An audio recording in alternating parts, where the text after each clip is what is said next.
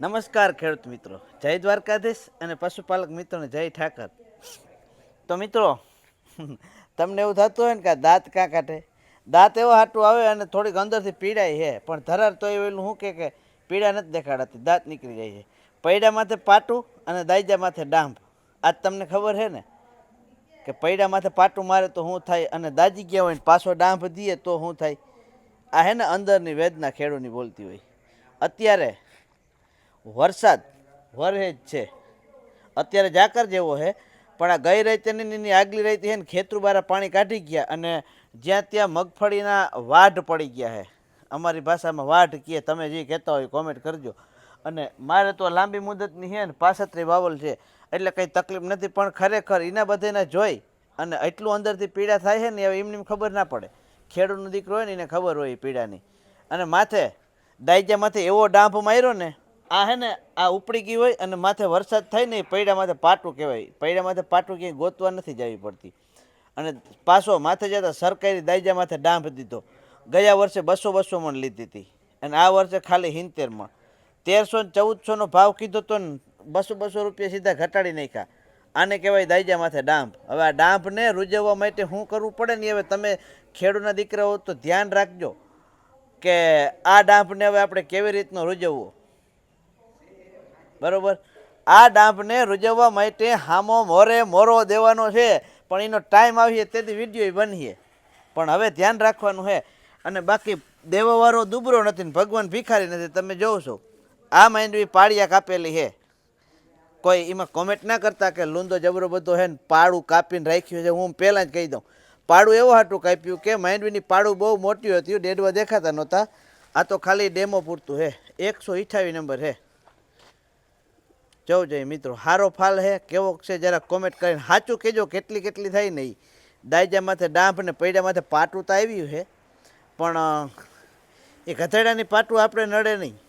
આપણે તો ખેડૂત છીએ, આપણે હેવાયા હોય. પણ મારો રામ કરીએ ને આ 35 મણ થઈ જાય ને તો પાટું ને ડાંભ બધું એ કાલે સમદર વહી જાય. તો મિત્રો મેં તમને કાલના વિડીયોમાં કીધું હતું કે ભાઈ જે વસ્તુ માથે મેં પ્રયોગ કર્યો હોય એ વસ્તુ માથે જો વિડીયો બનાવું છું અને કાયદેસર 100% કારગર સાબિત થયો હોય એ જ તમારે હાથે લઈ આવું છું. પણ આ જમાનો ખરેખર ખોટો છે, સાચો નથી. સાચી વસ્તુ બતાવવા જાય, ખર્ચા વિનાની બતાવવા જાય ને એનો કોઈને ઉપયોગ કરવો નથી. અટાણાની પબ્લિકને વધારે પડતા પૈસા ખર્ચવા છે, હેવી પૈસા ખર્ચવા છે, હેવી રૂપિયા ખર્ચી અને મોંઘા માડી મેડિકલની દવા લઈ અને એનેથી હાજે થવું છે. હાવ મફત ખેતરની હેઠે પાડે અથવા તો વનવગડામાંથી જે આપણે ઔષધિ મળે છે ને એ ઔષધિ લઈ અને કોઈને હાજા થવું નથી. અને પછી સમજી લ્યો કે 20 વર્ષના આપણે હોય અને મેડિકલની કેમિકલયુક્ત દવા પીધી અને આપણી કિડની ફેલ થઈ જાય, 45 વર્ષથી તો ઢેરો ના વરી ગયા હોય, હવે એવા થઈ જાય. તો એક વિચારવા જેવી બાબત છે. પૈસા દઈ અને પાછું 45 વર્ષથી ઢેરો વરી રહેવો એથી કરતાં તો મફતની મજા 45 વર્ષથી હજી આમ હટાકટા લાગી એવું કંઈક કરો.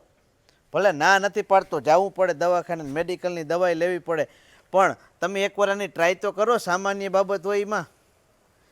કોઈ ઘણા માણસ એમ કહેતા હોય કે ડાયાબિટીસ દવાથી કંટ્રોલ થઈ જાય. મને દેખાડો કે ડાયાબિટીસ મેડિકલની દવા પીપીને હાવ કમ્પ્લીટ હાજા થઈ ગયા હોય એવા. નકર આવો બાવરના પૈડિયા અને બાવેડાની પાની અને હરેગવાના પાનનો ભૂકો ખાઈને ભાભા હજી લાડવા ખાઈ જાય શિયાર ખાંડના, એને ડાયાબિટીસ અસર નથી કરતી. પણ ખરેખર થોડીક અણસમજણ છે એને સમજણમાં લઈ આવી. હાલો સિટીમાં રહેતા હોય એને તો આ વસ્તુ ઓછી જડતી હોય, પણ ગામડે રહીએ એને તો જડે છે.